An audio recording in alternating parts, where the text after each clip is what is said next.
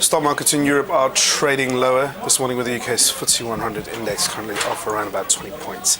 The DAX in Germany off around about 60 points, and the Euro Stoxx 50 index lower by 23 points, kicking off the month of February on the soft side.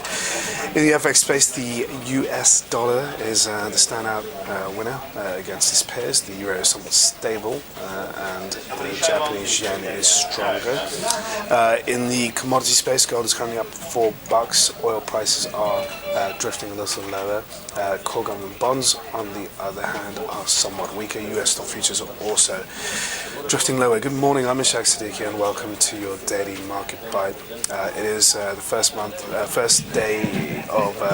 trading day of the month of February, and investors are now gearing themselves up for a very heavy week of economic events, such as the ECB and the Bank of England's policy meetings, together with the non-farm payrolls report, which comes out on Friday. Now, to recap briefly, January was a pretty turbulent month for global indices, particularly the emerging market world. We continue seeing capital outflows from the emerging market space for a number of reasons, one being the Federal Reserve's tapering measures, the other being the slowdown in China, and at the same time domestic problems for many emerging market nations themselves. And that all contributed to a slowdown for the emerging market space in terms of money coming out of the EM area and going back into the developed market area. At the same time, recovery that we're seeing in the US and also in the Eurozone is helping many people form more of a bullish tone towards the developed market nations.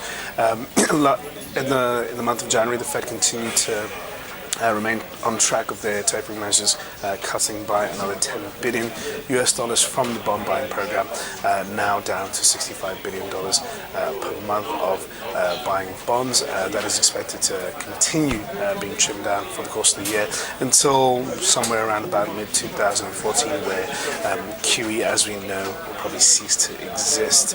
Now, on the more immediate picture, the real thing that's causing hesitancy across global markets is, of course, the slowdown in China. It seems to be far more pronounced than we previously thought. The deceleration is somewhat more rapid. We're seeing a deterioration across all activity in China, particularly manufacturing and business confidence, and also industrial production. Retail sales were softer as well, and GDP in the month of January for China was also weak. And China is obviously positioning itself and re-gearing itself as a changing economy where it's more reliant on domestic consumption as opposed to spending on vast amounts of infrastructure and relying heavily on debt. So in that case, many people do think that it's somewhat warranted that China is slowing down, but on the external side, that's hitting other markets, particularly the Asian market, which is heavily exposed to China, so that being the emerging market space. And at the same time, it's also creeping into fares in Europe. Now, China's PMIs from the manufacturing industry over the weekend were actually a lot weaker than expected. That hit Asian markets overnight and set us up for a softer turn in Europe. In Europe, over here, we had PMI manufacturing numbers out, which were actually better than expected. But that was very much well known that the PMIs are going to continue showing a better picture, an improving picture of the Eurozone economy. France even showed an improvement. Germany was much better than expected. Spain also showed a very strong number, and Italy at the same time was also a little better. So on the whole, quite a decent number, pointing towards growth in the Eurozone manufacturing industry, mostly driven by Germany and the recovering business confidence out there.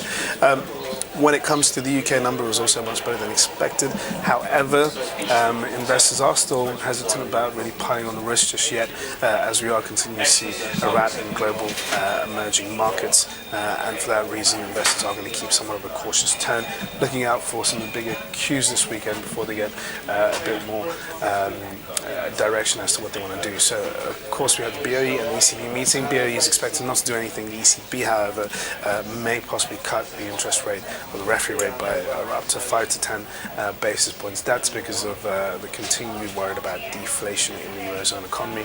with inflation now at 0.8%. Out of the US, we have non-farm payrolls, of course. Now, last month we had a pretty poor number for December, only 74,000 jobs created by the US economy, but the unemployment rate dipping down to 6.7%. This month, expect to be much stronger.